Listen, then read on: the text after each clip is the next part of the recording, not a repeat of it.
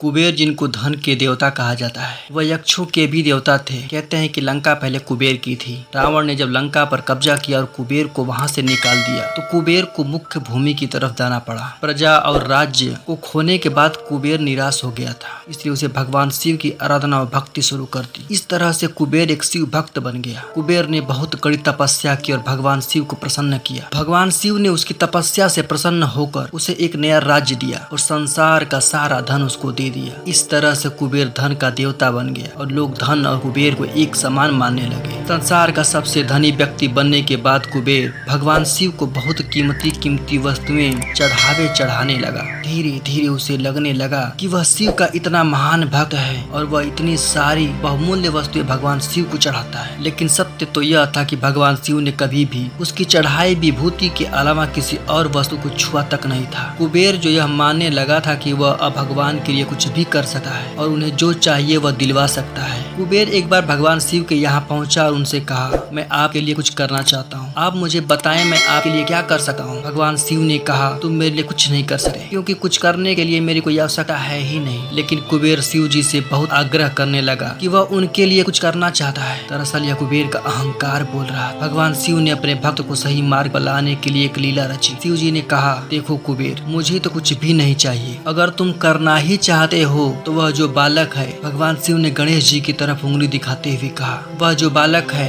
वह हमेशा भूखा रहता है, उसे एक दिन अच्छे से पेट भर कर खाना खिला दो, बस इतना मेरे लिए काफी होगा। कुबेर ने मन ही मन सोचा कि भगवान ने मुझसे मांगा भी तो क्या, एक बच्चे को खाना खिलाने का। बस यह सोच के कुबेर गणेश जी को अपने साथ भोजन कराने के लिए ले गया। शुरू में कुबेर ने अपने कुछ रसोइयों द्वारा खाना बनाकर गणेश जी को स्वादिष्ट खाना परोसा, लेकिन उसने देखा कि गणेश जी खाते ही जा रहे हैं तो उसने कई सैकड़ों रसोइयों को बुलाकर प्रचुर मात्रा में खाना बनाना शुरू। एक तरफ खाना बनता जा रहा था और एक तरफ गणेश जी उसे खाते जा रहे। गणेश जी को इतना खाता देख कुबेर को चिंता बढ़ने लगी। कुबेर ने गणपति से कहा, गणेश जी आप रुक जाइए, इतना ज्यादा खाएंगे तो आपका पेट फट जाएगा। गणपति जी ने मुस्कुराते हुए कुबेर से कहा, आप मेरी चिंता मत कीजिए, आप अपना वचन पूरा कीजिए, मुझे भूख लगी है, मुझे खाना खिलाइए। कुबेर का अहंकार खत्म करने के लिए गणेश जी ने इतना खाना खाया, कुबेर का सारा खजाना खत्म हो गया। यहाँ तक कि कुबेर को दूसरे लोगों से भी खाना मंगवाना पड़ा। कुबेर को इस बात का ज्ञान हो गया कि उसके विचार के छोटेपन की वजह से उसने अपने आप को भगवान शिव का महान भक्त समझ लिया था, जबकि सच बात तो यह थी कि भगवान ने जो कुछ उसे दिया है उसी का थोड़ा हिस्सा वो भगवान को दे रहा था, जबकि इस संसार का सारा धन भगवान के लिए तिनके भर से ज्यादा नहीं है। उसने भगवान शिव के पास जाकर अपनी गलती की माफी मांगी और उस दिन से उसकी जीवन की दशा बदल गई। दोस्तों, भगवान शंकर कितने दयालु और भोले हैं, इस बात से हम सभी परिचित हैं। वह अपने अच्छे और बुरे सभी भक्तों पर अपनी दया दृष्टि रखते हैं। पूरी कहानी ध्यान से सुनने के लिए धन्यवाद। अंत में मैं यही कहूँगा, भोलेनाथ आप सभी को सुखी रखें। अगर कहानी आपको अच्छी लगी हो तो प्लीज चैनल को सब्सक्राइब करें। धन्यवाद।